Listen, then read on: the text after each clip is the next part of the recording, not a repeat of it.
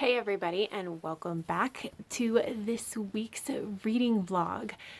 So I guess I should say first and foremost, y'all are gonna have to come along on the ride with me as we figure out various different backgrounds and places for me to be around the house, because I don't always like having the same stuff in the background, and especially because I do want to make sure that I'm feeling less formal. But also I'm realizing that we don't put stuff up on the walls. And so because of that, a lot of the backgrounds that I could potentially have are very, very boring. So you're gonna come along on the ride with me. I know the light, I tried turning it off, and that whole corner went into just complete like shadows. so I don't know. We're gonna see how this goes. But first up, it is Monday afternoon. I'm probably gonna start most of these vlogs on Monday, even though I wrap them up on Saturday, because it's just easier for me to film during the day. And I can't really do that on Sundays. But first up, yesterday I went ahead and read the entirety of Fugitive Telemetry by Martha Wells. This is the 6th book in the Murderbot Diaries. It's the 6th book, but the 5th novella, and it is set before the novel. And this is essentially just there was a dead body found on a station, and Murderbot gets roped into the investigation, figuring out who died and how and why, and that means that they're going to have to deal with people, which they are not excited about. So the story goes from there. This is very much just another adventure with Murderbot. It's great. I really especially appreciate that the station that Murderbot is on is actually the station that's associated with the homeworld of some people we've met before, so we get to know those people a little bit better. And it was just, it was just a lot of fun. I love Murderbot, especially their internal monologue is so great. They have all these little asides which are just so fun, and I really enjoyed it. And honestly, it made me want to pick up the rest of the books and reread Murderbot again, because I probably will reread Murderbot at least once a year.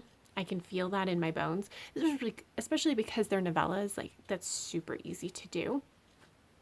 But we shall see.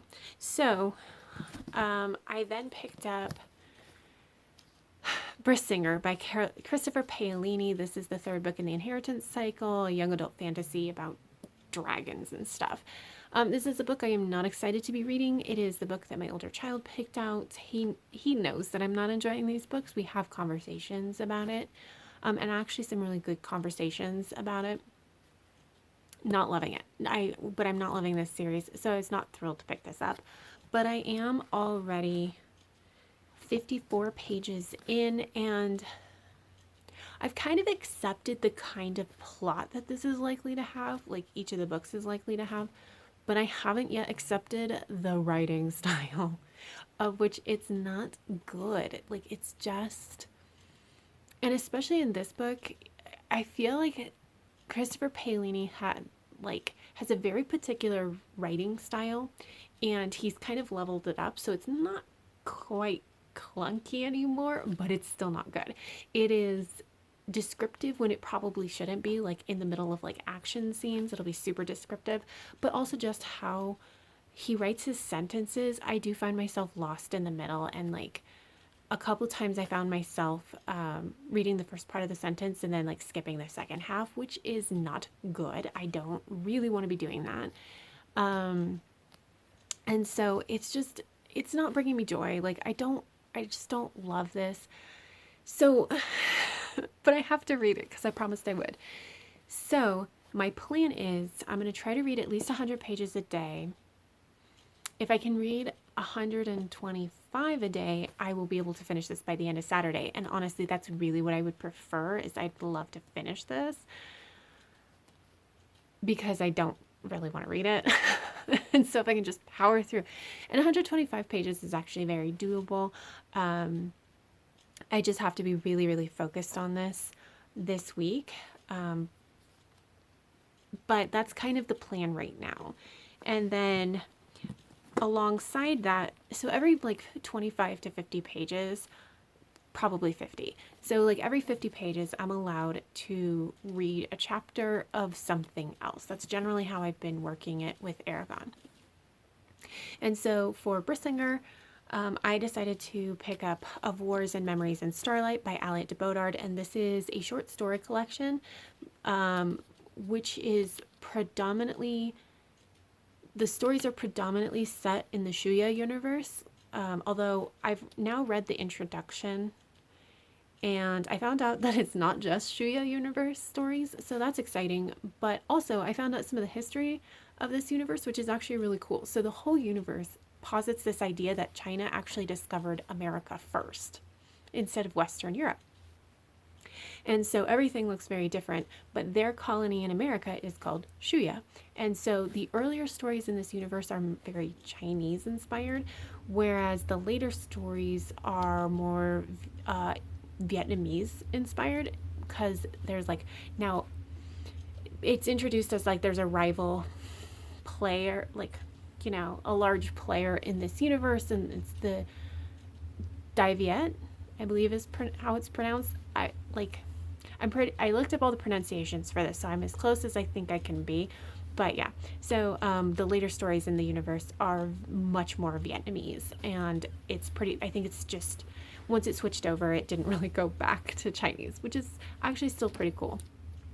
But I think that that's a really fascinating history, and so I'm really excited to get into the stories of this bind-up, which is great because I basically use it as inspiration. Like if I read at least, you know, if I read 50 pages in Brisingr, I get rewarded with a short story, and so I'm hoping it'll work. I'm hoping that I'll be able to finish Brisingr by the end of Saturday.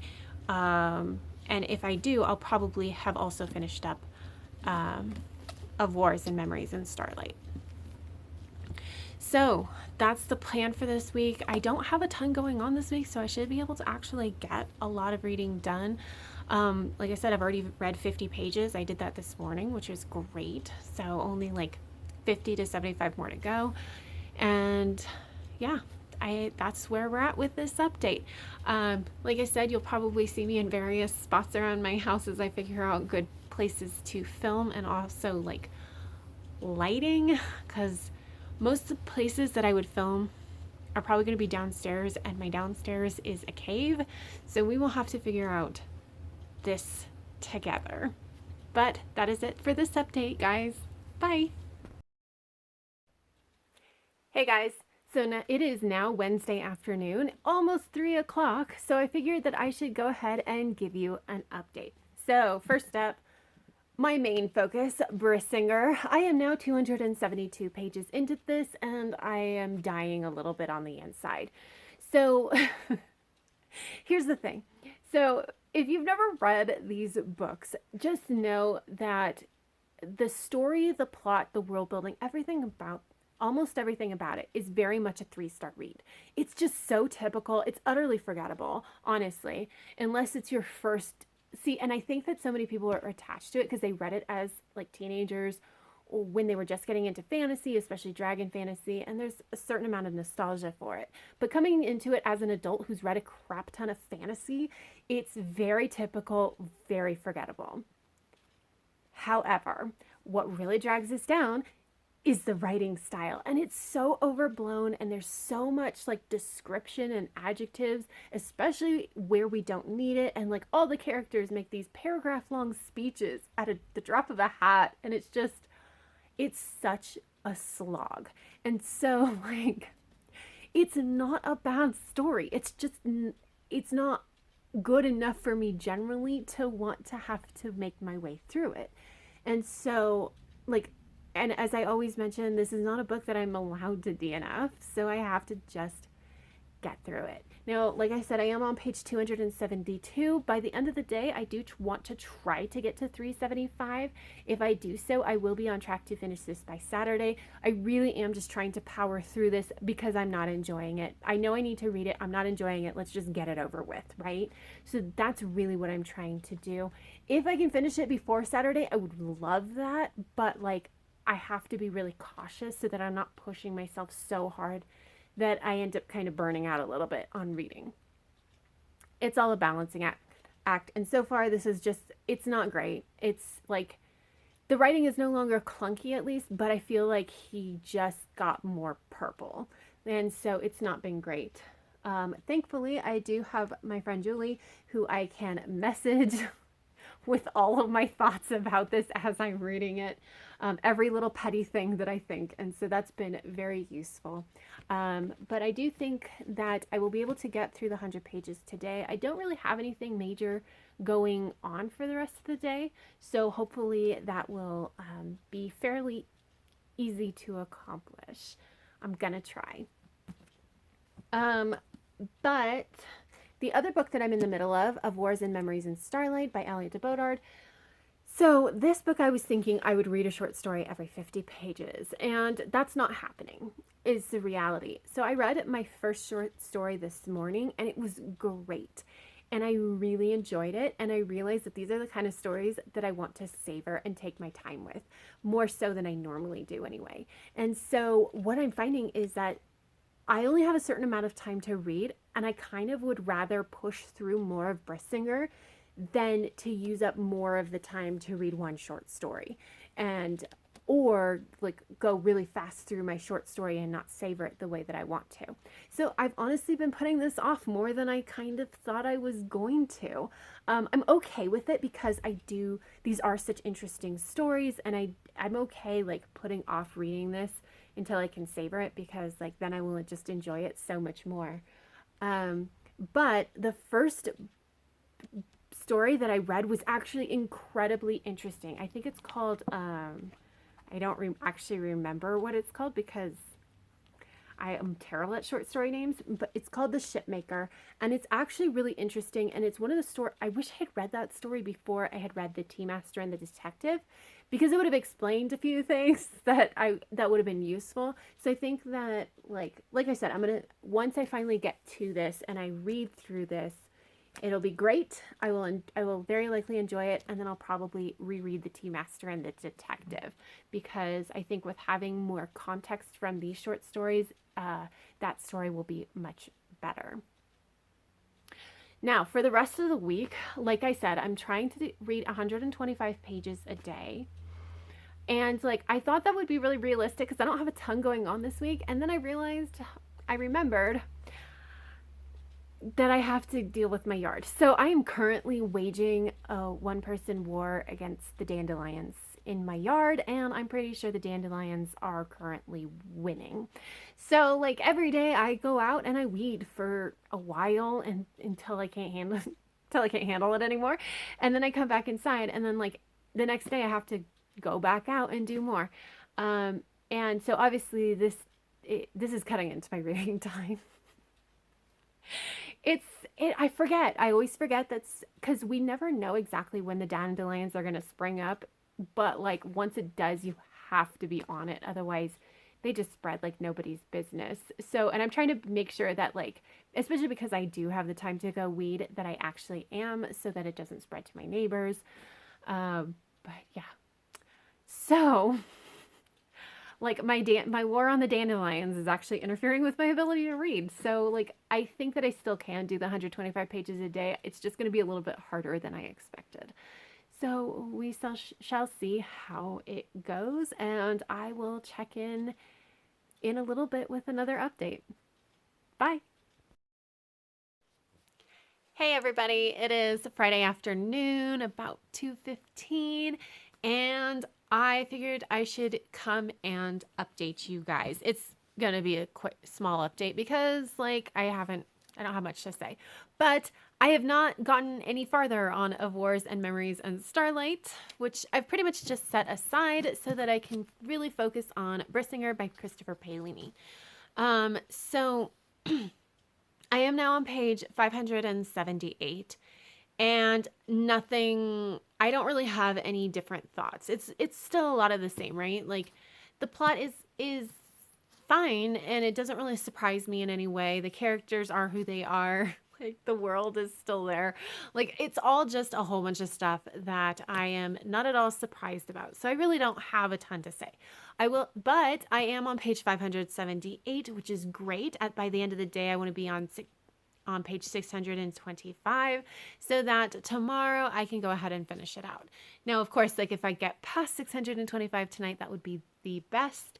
And because I really, really do want to finish this tomorrow, I don't want this to go into next week.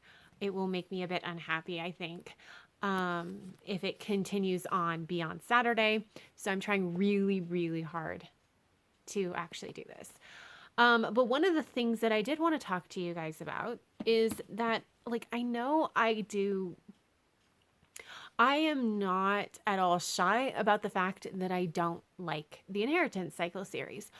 But even as much as, like, I complain about it, you know, it really has in the end been worth it to read it because of the conversations that I have with my kid about the books.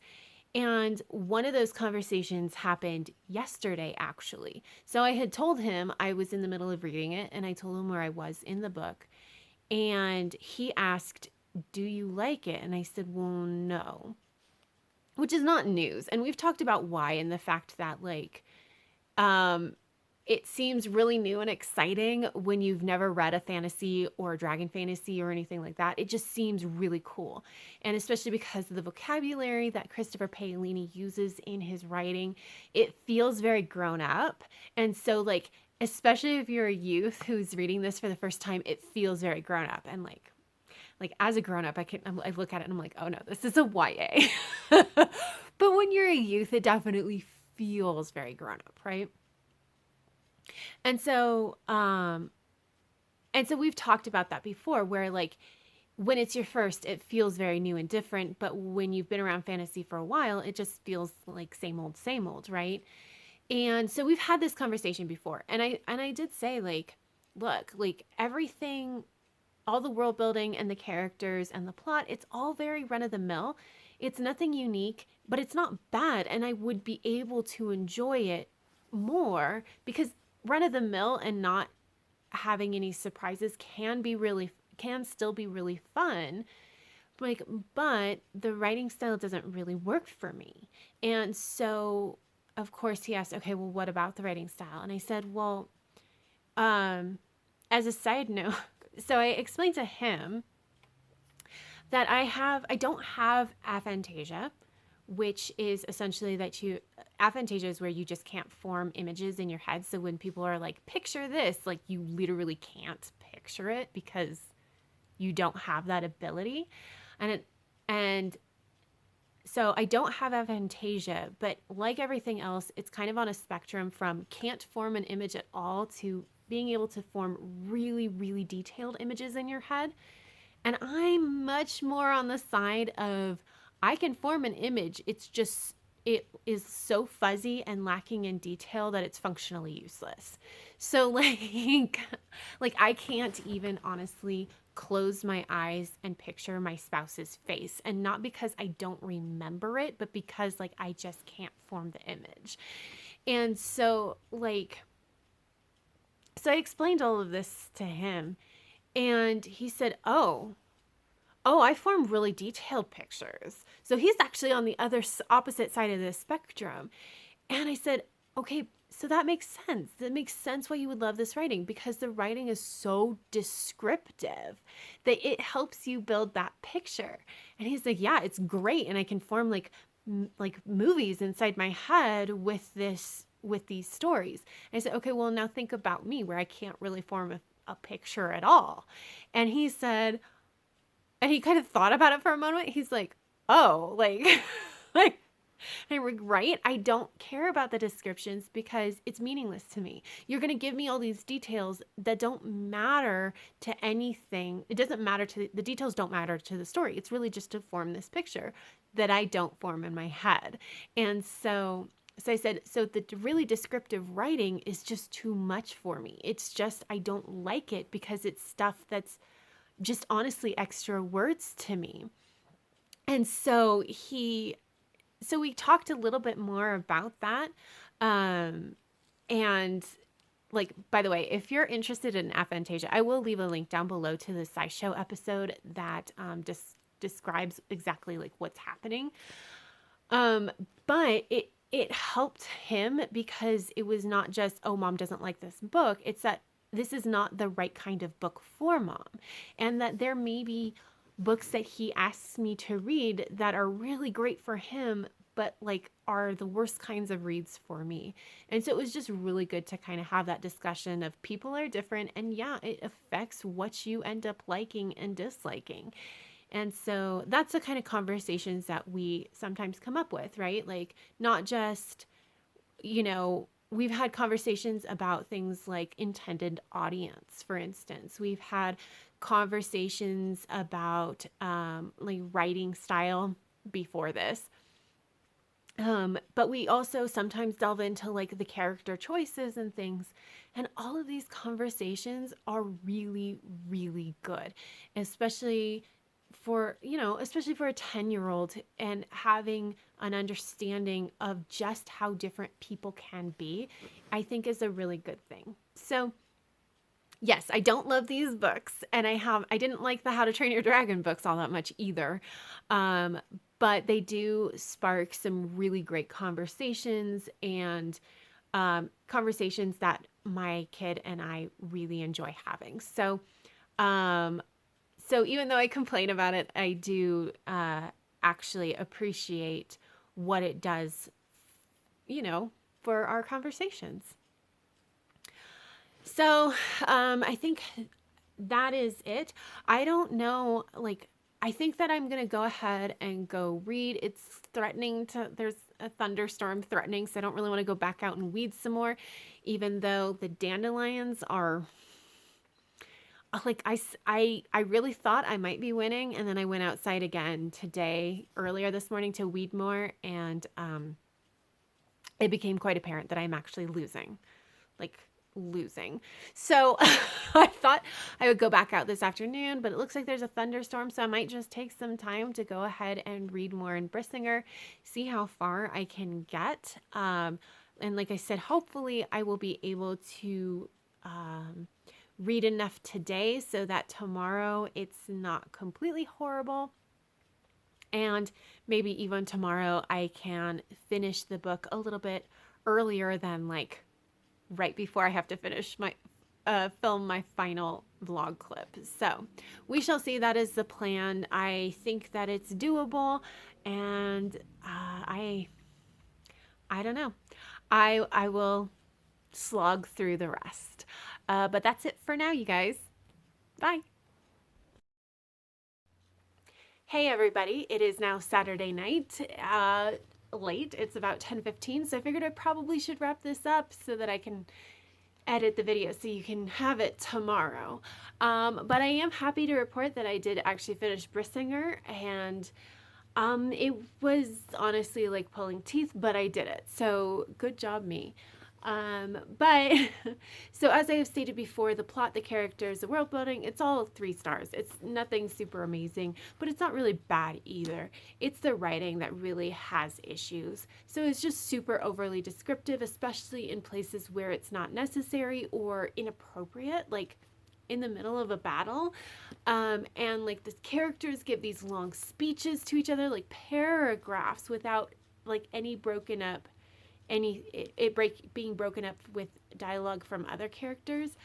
Very strange. And while the plot itself, like I said, is 3 stars, when you pull back from it, it's in between events along that plot, we meander quite a bit. And so I did not love the writing style of this. I think that honestly, it was way too long. We could have easily cut 100 pages without even breaking a sweat. And so overall, I ended up giving this 2.25 stars, and I am very glad to be done with it. So next week or I guess next up, I will be focusing more on Of Wars and Memories and Starlight. I haven't gotten any further in it, but I am very excited to go ahead and jump into it starting probably tomorrow.